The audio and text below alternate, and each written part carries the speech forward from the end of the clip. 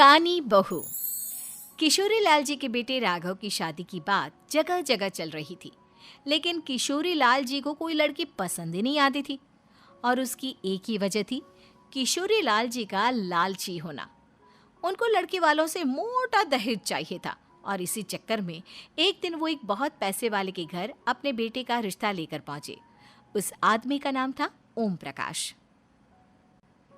देखिए किशोरी लाल जी, मेरी एक ही बेटी है और मेरी सारी संपत्ति जायदाद सब कुछ मेरी बेटी नैना का ही है। पापा, नाम से लगता है बहुत खूबसूरत होगी। कितना अच्छा नाम है ना, नैना। ओ, वैसे बात तो सही है आपकी। अब इतना पैसा है, जमीन जायदाद है, इकलौती बेटी, आप भी क्या करेंगे? सब कुछ उसे ही देंगे ना। बिल्कुल ठीक पहचाना आपने।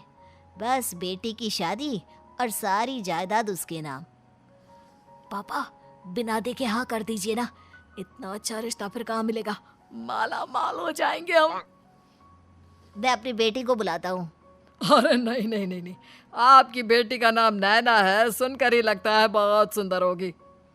रहने दीजिए अंकल, मैं तो आपकी बेटी के नाम से ही इतना खुश हो गया हूँ कि उसे बिना देखे शादी करने को तैयार हूँ।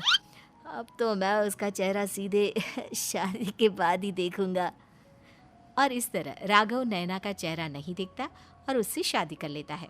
शादी के बाद अपनी सुहाग रात पर जब राघव नैना का घूंघट उठाकर देखता है तो नैना की आंखें बंद थी। कितने खूबसूरत हो तुम नैना, जरा अपनी आंखें खोलकर मेरी तरफ देखो तो सही। नहीं, मुझे शर्म आती है। अरे, मैंने तुम्हें शादी से पहले भी नहीं देखा, और अब अगर तुम आंखें खोलकर मुझे देखोगी भी नहीं तो मुझे अच्छा कैसे लगेगा?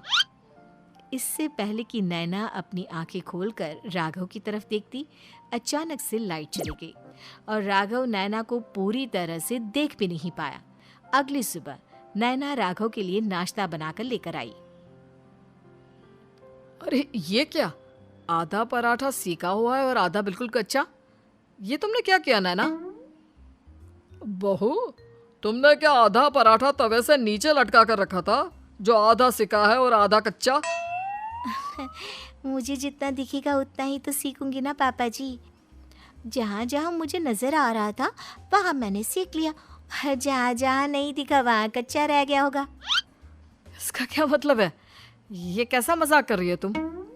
अरे बहू, तुमने इतना लंबा घूंघट क्यों लगाया हुआ है?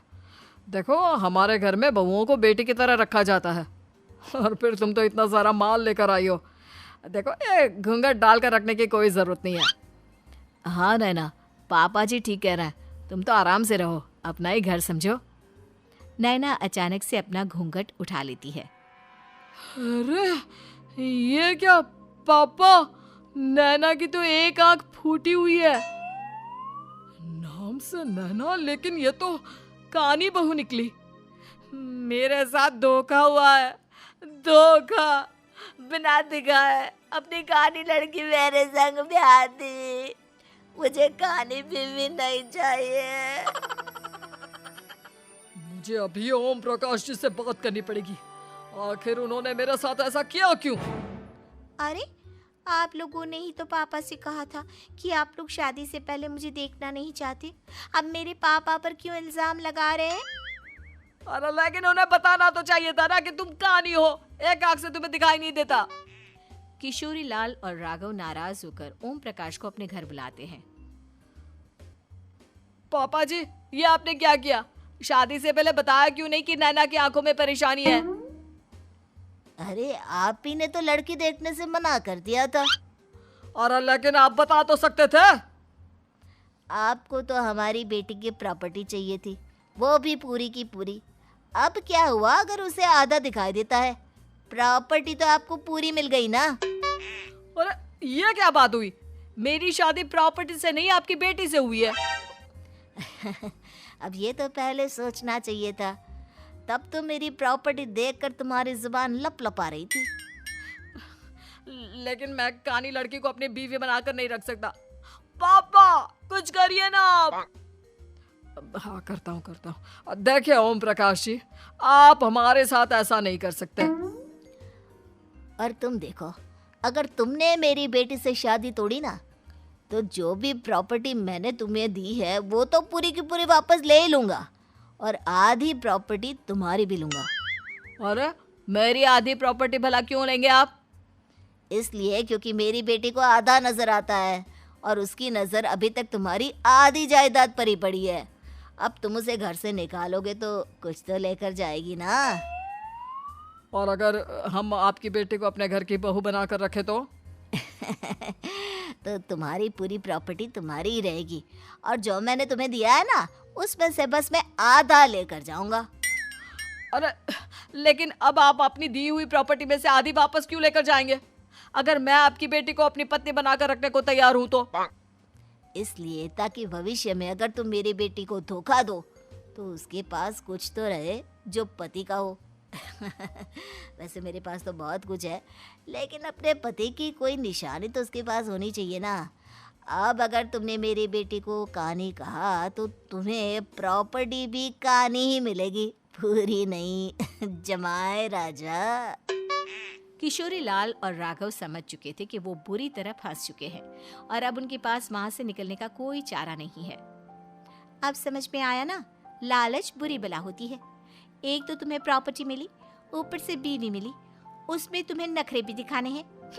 आए बड़े, चुपचाप बैठो दोनों। कुछ दिनों के बाद नैना राघव की कार लेकर बाजार घूमने निकलती है और जब कार लेकर वापस आती है, ये क्या? एक तरफ से मेरी गाड़ी पूरी खराब हो चुकी है।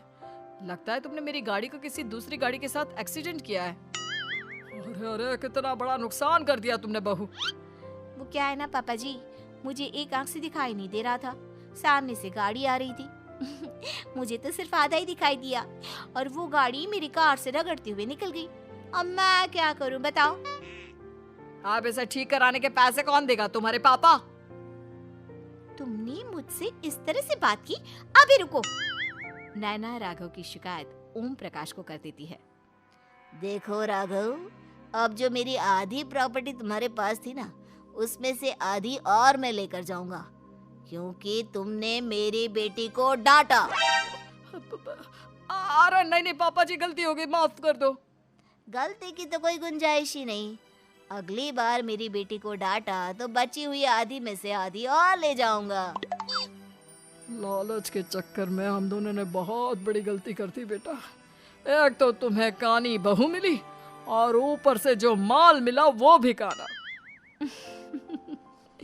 इस तरह राघव की हर एक गलती पर ओम प्रकाश उसकी प्रॉपर्टी का आधा आधा हिस्सा लेकर अपना सारा माल वापस ले गया और राघव को कानी बीवी से काम चलाना पड़ा।